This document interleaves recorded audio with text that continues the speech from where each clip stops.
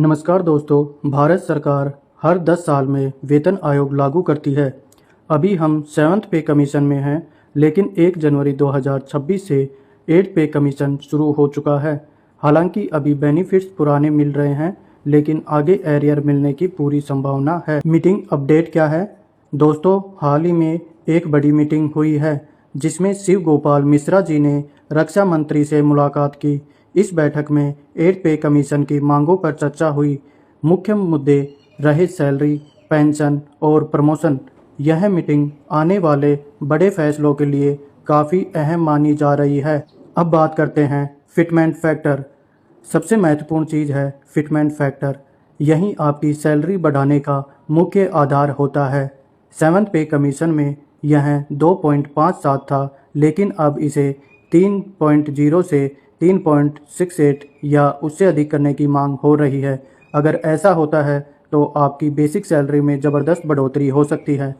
18,000 से बढ़कर 66,000 तक जा सकता है। डीए मर्ज। दोस्तों, अब बात करते हैं डीए यानी महंगाई भत्ते की। यह हर 6 महीने में बढ़ता है और सैलरी का महत्वपूर्ण हिस्सा होता है। मांग यह है कि डीए को बेसिक सैलरी में जोड़ दिया जाए। इससे आपकी कुल सैलरी और एचआरए दोनों बढ़ जाएंगे और भविष्य में भी कैलकुलेशन भी आसान हो जाएगी। 5वां है अलाउंसेस। अब आते हैं अलाउंसेस पर। एचआरए बढ़ाने की मांग की जा रही है, क्योंकि शहरों में किराया बहुत बढ़ गया है। टीए को भी अपडेट करने की ज़रूरत है। साथ ही मेडिकल भत्तों में सुधार जरूरी है। महंगाई के अनुसार अलाउंसेस एडजस्ट होने चाहिए ताकि कर्मचारियों का खर्च संतुलित रहे। 6 नंबर है प्रमोशन सिस्टम। दोस्तों, प्रमोशन सिस्टम में देरी एक बड़ी समस्या बन चुकी है। कई कर्मचारियों को समय पर प्रमोशन नहीं मिलता, इसलिए मांग है कि प्रक्रिया पारदर्शी और तेज हो। परफॉर्मेंस बेस्ड सिस्टम लागू किया जाए, जिससे कर्मचारियों का मोटिवेशन और ग्रोथ दोनों बढ़े। 7वां है पेंशन रिफॉर्म। अब बात करते हैं पेंशन सुधार की। पेंशनर्स के लिए न्यूनतम पेंशन बढ़ाने की मांग है।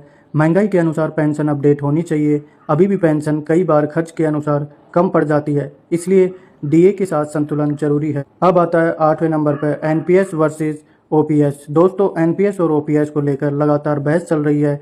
कई कर्मचारी ओपीएस लागू करने की मांग कर रहे हैं। ओपीएस में निश्चित पेंशन मिलती है, जबकि एनपीएस बाजार पर निर्भर होती है। इसलिए मांग है कि एनपीएस को ज़्यादा सुरक्षित बनाया जाए या ओपीएस लागू किया जाए। 9वां है पे स्ट्रक्चर। अब बात करते हैं पे स्ट्रक्चर की। वर्तमान सिस्टम काफ़ी जटिल और समझना मुश्किल है, इसलिए इसे सरल और ट्रांसपेरेंट बनाने की मांग है, ताकि सैलरी कैलकुलेशन आसान हो जाए और सिस्टम ज़्यादा यूजर फ्रेंडली बन सके।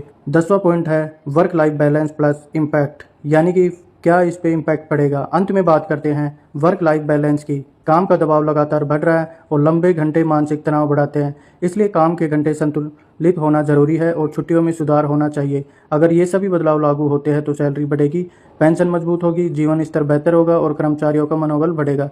दोस्तों, 8 पे कमीशन एक गेम चेंजर साबित हो सकता है। वीडियो पसंद आई हो तो लाइक करें, शेयर करें और चैनल को सब्सक्राइब जरूर करें। धन्यवाद।